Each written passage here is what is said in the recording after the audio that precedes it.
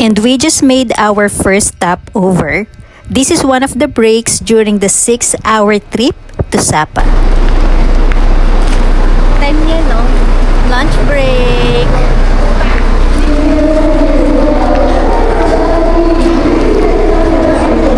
Time niya. Ay, yung sausage, oh.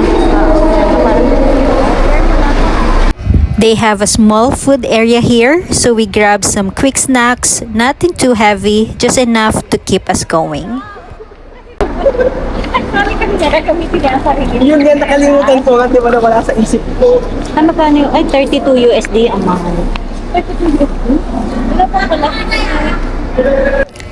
We got sausage, dim sum, and some bread and ice cream. Perfect for a quick bite before heading back on the road.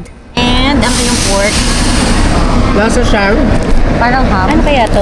Oo, parang ganon. Parang ganon. Lasang ham. Lasang maling. Yeah. Mga beefloaf, chicken dough. Winner! Dalawa ko kayo. Diba? Meron sama nito. Ketchup. Iyak po. Or this way. Thank you. Okay. Thank you. Sige ba daw? Chili. Meron pa chili niya. Oh, chili. Ang nga. Pero ang nga. Ang alat din siya.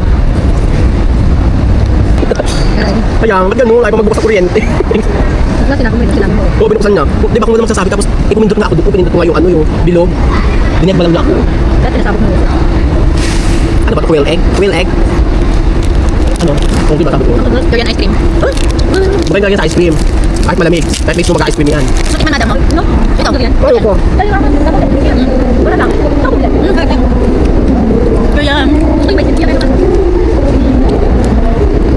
Ako ba yan? Hindi sila yung magdadala. Ako sa kanya. Ano rin pa naman ang siopaw mo?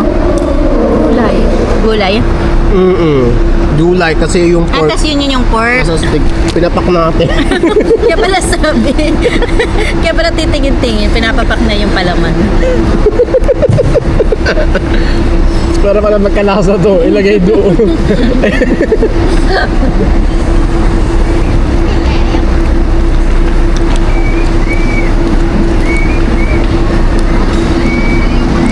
Ulan para walang lumabas. Busy sa pag-i-intercept ng sagala ng mga persons. Yung Holiday Inn. Also, a quick heads up, the bathroom is not free. You'll need to pay around 10,000 Vietnamese dong to use it. So make sure you have a small cash ready. After a quick snack and bathroom break, we're ready to continue the journey to Sapa. Let's go!